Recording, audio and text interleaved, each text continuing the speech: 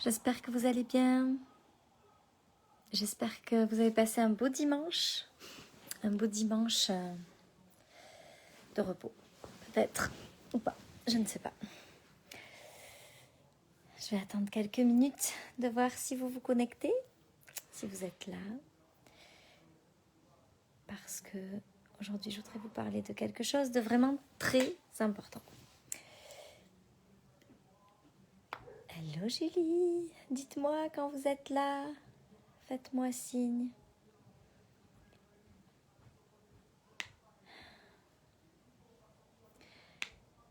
J'espère que vous allez être plus nombreux qu'à 1h30 du matin. C'était extraordinaire. J'ai fait mon live d'hier, c'était 1h30 du matin. Puis au final, je pensais qu'il n'y aurait personne. Et en fait, il y avait du monde. Même à 1h30 du matin. Ah, salut Pauline. Salut Lydie. Ah, génial, génial, génial, vous êtes là. Salut Sophie. Salut Sophie. Ah, je suis contente. Je me sens moins seule. Bon. Aujourd'hui, je voudrais vous parler de quelque chose qui est tellement important dans le leadership. Quelque chose qui a vraiment changé, moi, ma perception du leadership. Donc, je vous rappelle que pour moi, le leadership, c'est pas la capacité à diriger les autres, hein, c'est vraiment la capacité qu'on a à se diriger soi. Je pense que pour être un leader, on doit être celui qui emmène sa vie là où il le désire. Ça signifie, salut ma Steph, ça signifie, je vais enlever mes chaussures, je serais mieux. Ça signifie que celui qui est, en fait, pour que les autres nous voient comme un leader, on doit faire les choses d'abord pour nous. On doit faire les choses, ça signifie qu'on doit créer la vie qu'on désire créer. Les gens, ils ont envie de suivre quelqu'un qui est un exemple pour eux. Donc, qui crée la vie de ses rêves, la vie qu'ils désirent, qui fait ses propres choix, ses propres avancées sur tout ça. Pour moi, le leadership, c'est ça. C'est pas regarder, est-ce que je suis un leader pour les autres? C'est quand on essaye de se placer dans la posture du leader qui est le leader pour les autres, on devient, à mon sens, dans l'ancien paradigme du leadership. Dans un paradigme de leadership où on pense qu'on sait plus que les autres, un peu égotique, où on essaie d'expliquer aux autres comment est-ce qu'ils doivent faire, il y a une notion de supériorité. Alors que pour moi, le leader, c'est quelqu'un qui inspire, quelqu'un qu'on regarde et on se dit « Oh mon Dieu, il a réussi à faire ça, qu'est-ce que j'aimerais faire la même chose ?» Ça, pour moi, c'est le leader. C'est la véritable âme du leadership. Moi, mes leaders, les gens qui sont pour moi des leaders, ce sont des gens qui créent dans leur vie, qui créent leur vie exactement comme ils le désirent. Et peu importe si cette vie-là ressemble à celle que je veux vivre, mais toujours est-il que comme je les vois créer exactement ce qu'ils veulent, je me dis ok. Donc en fait, peu importe ce qu'on désire, c'est possible. Ça pour moi, c'est le leadership. Et il y a quelque chose que j'ai compris dans ce leadership-là, c'est que pendant très longtemps, j'ai travaillé sur mes peurs. J'ai cherché à ne plus avoir peur pour créer la vie que je désirais. Donc, je travaillais sur tout ce qui me semblait être des peurs à l'intérieur de moi. Hello Mylène. Hello Sybille. Salut Marie-Jo. Hello. Donc, j'ai travaillé sur mes peurs. J'étais le genre de personne qui pouvait faire des séances succès infini pendant des heures et des heures et des heures. Puis c'est super de faire des séances succès infini, c'est vraiment un outil extraordinaire. Sauf que moi, je travaillais sur mes peurs, mais j'avançais pas. Parce qu'en fait, j'attendais de plus avoir peur pour avancer. Hello Nadine. La réalité, c'est que il y a une chose qui ne s'arrêtera jamais tout au long de votre vie, tout au long de votre business, c'est la peur. Donc si on attend de ne plus avoir peur pour avancer, on se dit « Ah, c'est bon, j'ai réglé cette peur-là, c'est bon, j'y vais. » Ah, il y en a une autre qui arrive, oh là là, mon Dieu, il faut que je règle cette peur, Puis en fait, ce qui se passe, c'est qu'on n'avance jamais. Parce qu'on est tout le temps en train de regarder nos peurs et de travailler sur nos peurs. Moi, je crois que ce qu'on doit faire, c'est avancer avec nos peurs. C'est avancer malgré nos peurs. C'est faire en sorte que, quoi qu'il arrive, on passe les étapes, on grandisse, on avance. Malgré la peur. Parce que quand on prend la peur par la main et qu'on décide d'avancer avec elle, non seulement on va beaucoup plus vite, mais en plus, on se rend compte que même avec la peur, on est capable de créer quelque chose d'extraordinaire. On se rend compte qu'on a beau avoir peur, on est capable d'avoir peur et d'avancer quand même. Du coup, la peur est plus un frein, quelque chose qui nous arrête et nous empêche de créer ce qu'on désire, mais la peur fait partie du chemin. Il n'y a plus de « Oh mon Dieu, j'ai peur, comment je vais faire, j'ai peur, je me sens pas bien. » Ok, j'ai peur. Pardon. Ok, j'ai peur, mais c'est pas grave. J'ai peur et j'avance avec mes peurs. Allô Pascal. Allô Sylvie. Salut Anna. Salut Céline. Ah Marine. Donc en fait, moi, ce que j'ai compris, c'est que dans ma vie, le moment où j'ai décidé que j'allais plus attendre ne pas avoir peur pour avancer, mais que j'allais avancer malgré la peur, ça a été le moment où j'ai construit les plus belles choses. Ça a été le moment où j'ai pris les plus grandes décisions de ma vie. Mais il y a une condition à ça. C'est qu'il ne faut pas y aller avec la peur en se disant « Oh mon Dieu, j'ai peur, oh là là, et si ça ne fonctionne pas, et si ça ne fonctionne pas, et si j'y arrive pas, et si ça ne marche pas, et si. » Il faut se dire « Ok, j'ai peur, mais j'y vais. »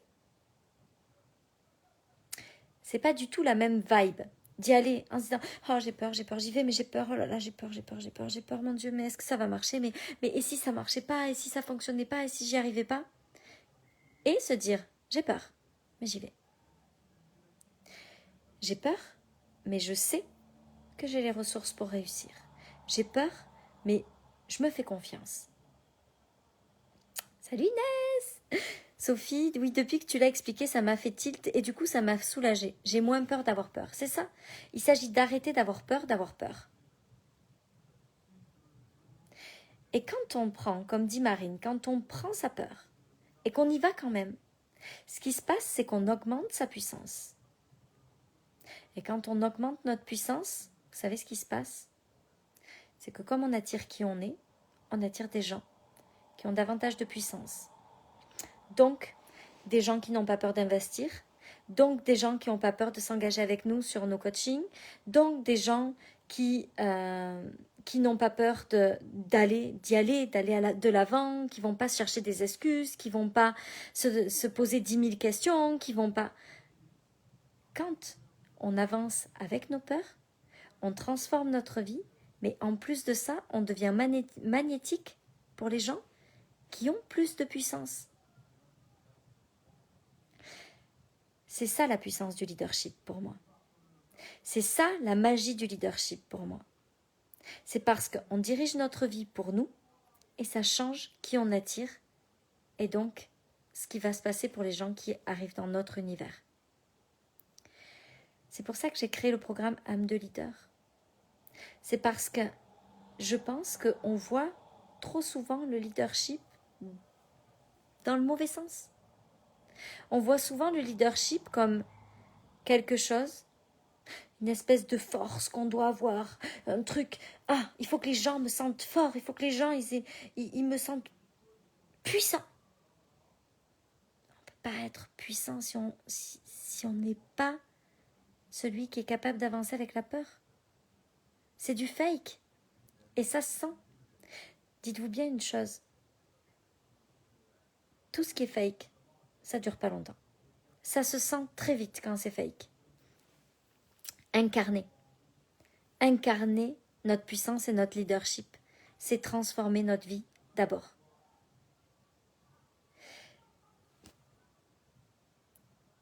Vous savez, j'ai construit mon programme annuel de façon à essayer d'être,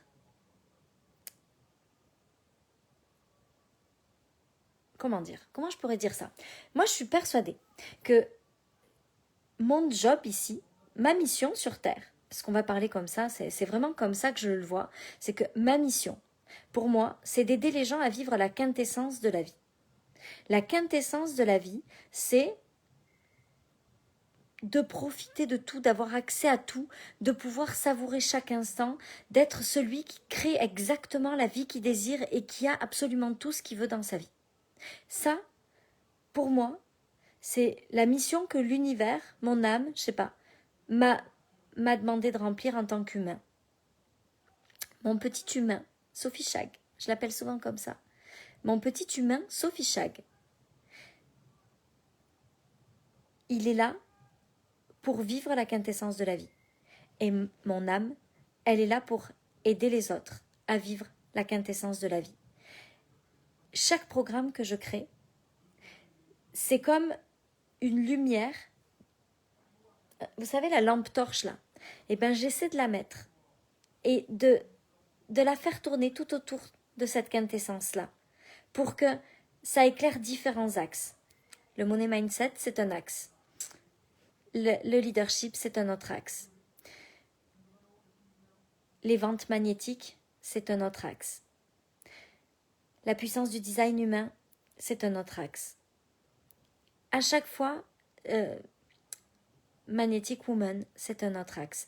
À chaque fois, c'est comme si j'essayais d'éclairer d'une autre façon pour que vous puissiez l'intégrer dans toutes les cellules de votre corps, dans toutes les sphères de votre vie, en long, en large, en travers, partout, comme ça, dans tous les sens. Là, j'essaye, dans chaque programme, d'éclairer toutes ces connaissances, ces choses universelles qui fonctionnent pour tout, de façon différente. Et je crois que un de mes jobs prioritaires, là, pour cette mission, c'est de transformer comment est-ce qu'on peut percevoir le leadership. Comment est-ce qu'on peut devenir la plus grande leader pour soi. Puis tant mieux si les autres nous voient comme un leader. Mais en vrai, c'est d'abord pour nous qu'on doit être un leader. S'il y a une seule raison pour laquelle vous devez être un leader dans votre vie, c'est pour vous. C'est parce que vous êtes ici pour créer la vie que vous désirez. C'est parce que vous êtes ici pour créer la plus belle chose pour vous. Et en créant la meilleure vie pour vous, vous allez être celle qui inspire. Et pour moi, le leader, c'est celui qui inspire. C'est pas que celui qui dit « Ah, j'en ai marre d'entendre tous ces gens dire ça, ça, ça et ça. Oh, il faut pas faire comme ça, faites comme moi. » Ça, pour moi, c'est pas un leader. Ça, c'est quelqu'un qui essaye de se faire entendre. C'est quelqu'un qui va dans la force, dans l'énergie masculine. Mais c'est pas quelqu'un qui est reconnu, qui est vu comme un leader. Le leadership, c'est pas quelque chose qu'on impose aux autres. C'est les autres qui placent une personne comme un leader. C'est pas nous qui mettons la lumière là sur nous avec la lampe torche. Hé, regardez-moi, regardez-moi, regardez-moi, regardez-moi. C'est fake. Ça marche pas, ça. Le leadership, c'est les autres qui envoient la lumière sur la personne en disant « Elle, c'est mon leader. Lui, c'est mon leader. Il m'inspire, j'ai envie de faire la même chose, je veux créer ma vie de la même façon. » Et moi, ce que j'ai envie de transmettre dans ce programme-là, c'est ça. C'est la nouvelle vision du leadership. C'est le leadership 2.0. C'est un leadership tellement plus beau, plus dans l'amour, plus dans la compassion, plus dans... On élève les gens d'une façon tellement différente dans ce leadership-là. On amène les autres à vivre une vie tellement extraordinaire dans ce leadership-là, avec une si grande dose d'amour. Puis moi, c'est ça que je veux. Je veux pas les choses où on s'impose, les choses qui sont dures. Je veux pas être dans la force, je veux pas être dans le combat, je veux pas être dans... Moi, je veux être dans le leadership d'amour. Je veux être dans le next level d'amour inconditionnel tout au long de ma vie. Je veux grandir là-dedans chaque jour. Puis c'est mon job de parler de ça. C'est mon job de vous emmener dans cette façon de voir le leadership parce que j'aime tellement, tellement ça. Pour moi, l'amour... Ah, Emna, t'es gentille. J'aime ça. Pour moi, l'amour, c'est la base de tout, en fait. On ne peut pas aider les autres si on ne les aime pas profondément. On ne peut pas être un leader, on ne peut pas accompagner les gens, on ne peut pas inspirer les gens si ils nous énervent, si on a du ressentiment, si on se met en colère, si quand ils nous contactent on dit « Ah, mais j'en ai marre que tous ces gens m'écrivent, j'en ai marre, tu vois, ils sont toujours en train de me demander quelque chose. » Non. On doit être dans l'amour. Ça ne veut pas dire qu'on ne doit pas respecter nos limites. Mais quand on se met en colère, quand on s'agace, quand il y a des choses qui nous énervent... Ah, merci Cécile, c'est tellement gentil. Ah, je suis touchée. Je me suis jamais considérée comme quelqu'un qui parlait très bien, alors ça me fait très plaisir. Merci Cécile. Je trouve que l'amour, c'est le centre de tout. Et que s'il y a une chose dans laquelle j'ai vraiment énormément grandi, c'est ma capacité à être chaque jour plus dans l'amour. Je me souviens, il y a quelque temps, quand il y avait quelqu'un qui était méchant sur les réseaux sociaux ou quand il y avait quelqu'un qui m'envoyait un message qui me paraissait parfois déplacé sur mon Messenger, par exemple. Je pouvais m'agacer, je pouvais me mettre « Ah, ça m'énerve » ou quand quelqu'un répondait pas comme je voulais ou quand... je sais pas, il y avait des millions de raisons en fait qui me poussaient à être très souvent agacée, en mode ronchonchon, pas contente. Le plus gros progrès que j'ai fait, c'est qu'aujourd'hui, il y a vraiment très peu de choses qui me mettent en colère. Et si mes enfants, ça ils arrivent encore, vraiment. J'ai encore des progrès à faire avec eux. Mais parce que je sais que c'est juste, hein, que j'ai du travail à faire encore pour lâcher prise sur certaines choses. Bon, je le sais. Ça fait partie de mon job de maman. Je travaille sur ça. Ça fait partie du leadership aussi.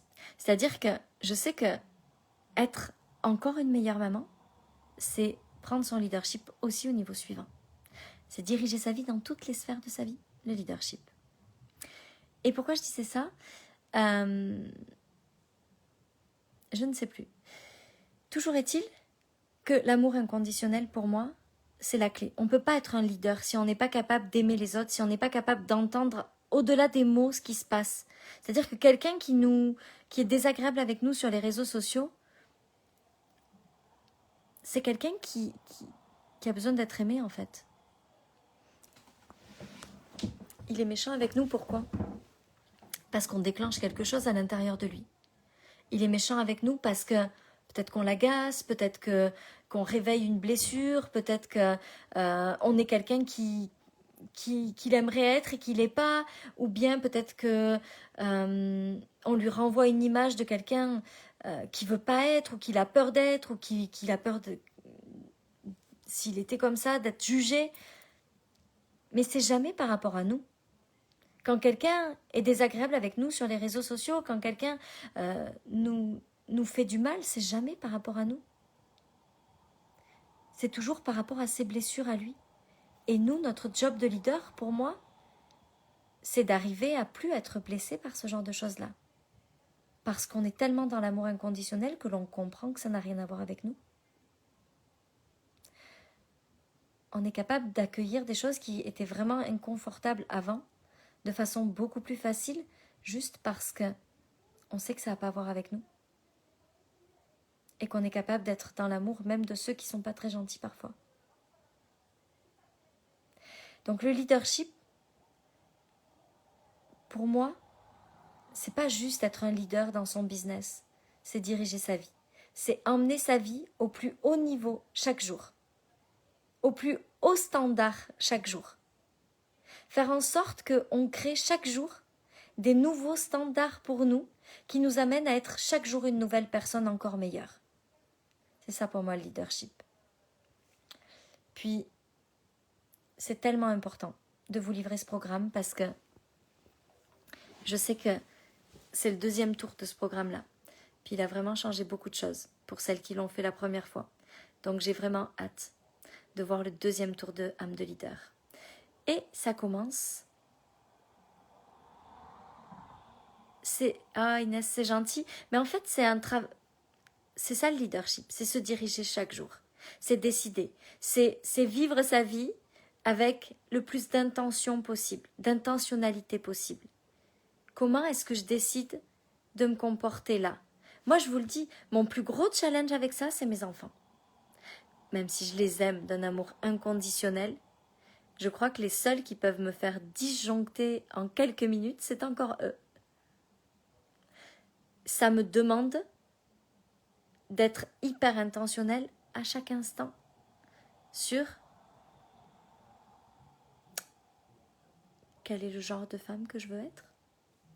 Je sais que mon prochain niveau de leadership, je pense très sincèrement qu'il y aura un jour un programme sur ça. Parce que on va en parler. Dans âme de leader, on parle vraiment de se diriger même à travers nos enfants, nos conjoints, toutes les raisons qui font que parfois on dit « Oh mais j'arrive pas parce que à cause de mes enfants, parce que à cause de mon mari, parce que à cause de ci, parce que à cause de là. » On en parle vraiment.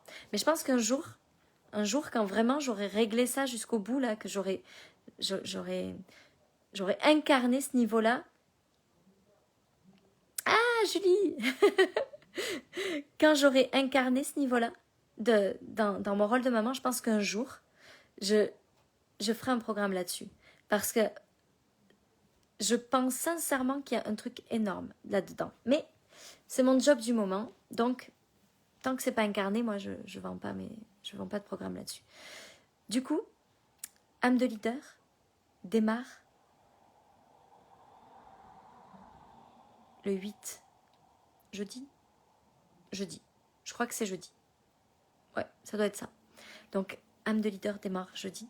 C'est un programme extraordinaire pour créer la vie de vos rêves, pour diriger votre vie, pour prendre les rênes de votre vie, pour décider de là où vous emmenez votre vie.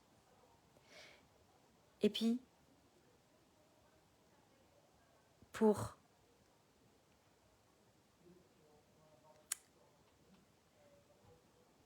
devenir chaque jour la plus grande version de vous-même.